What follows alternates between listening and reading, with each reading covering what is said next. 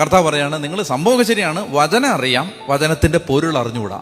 അപ്പൊ നിങ്ങൾക്ക് തെറ്റ് പറ്റിയതിന്റെ ഒന്നാമത്തെ കാരണം വിശുദ്ധ ലിഖിതത്തിന്റെ ശക്തി, രണ്ടാമത് ദൈവത്തിന്റെ ശക്തി നിങ്ങൾക്ക് അറിഞ്ഞുകൂടാ. ഇപ്പൊ നമ്മൾ മരിച്ച ഒരാൾക്ക് വേണ്ടി പ്രാർത്ഥിച്ചാൽ അതിനാധാരമായിട്ട് നമുക്ക് ബൈബിളിൽ തന്നെ തെളിവുള്ളത് എന്താ? പരിശുദ്ധാത്മാവിനെതിരെ ദൂഷണം പറഞ്ഞാൽ ഈ യുഗത്തിലോ വരാനുള്ള യുഗത്തിലോ ഈ ലോകത്തിലോ വരാൻ പോകുന്ന ലോകത്തോ ക്ഷമിക്കപ്പെടില്ല. അതിനർത്ഥം എന്താ?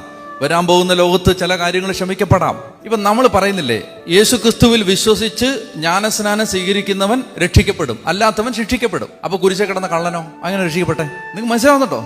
അതായത് ദൈവത്തിന്റെ ശക്തിയെ ചില വചനങ്ങൾ പറഞ്ഞ് ലിമിറ്റ് ചെയ്യരുത്. ദൈവത്തിന്റെ ശക്തിയെ നമുക്ക് അറിയാവുന്ന കുറച്ച് വാക്യങ്ങൾ പറഞ്ഞിട്ട് ഇങ്ങനെ ദൈവം ചെയ്യൂന്ന് പറയരുത്. ദൈവത്തിന്റെ ശക്തി നീ വരച്ച വരകൾക്ക് വെളിയിലാണ്. അതാ ഈശോ പറയുന്നത്. ഇപ്പൊ നീ പറയാണ് മരിച്ചതിന് ശേഷം ആർക്കും വേണ്ടി പ്രാർത്ഥിച്ചുകൊണ്ടൊരു കാര്യമില്ല. നീ എന്താ പറയുന്നേ? മരിച്ചതിന് ശേഷം ദൈവത്തിന് ഒന്നും ചെയ്യാൻ പറ്റില്ല. അങ്ങനെയല്ല. ബൈബിളിൽ എവിടെയെങ്കിലും സപ്പോർട്ട് ഉണ്ടെങ്കിൽ അത് വിശ്വസിക്കണം. ഇല്ലെങ്കിൽ ഇവിടെ ബൈബിളിൽ ഇല്ലാത്തൊരു കാര്യം. ഇപ്പൊ നരകത്തിൽ നിന്ന് ഒരാൾ രക്ഷപ്പെടും, ബൈബിളിൽ ഇല്ല. ഒരു വിദൂരമായ സൂചന പോലും ഇല്ല. അപ്പോൾ വിപരീതമായ ആശയം വിശ്വസിക്കണ്ട.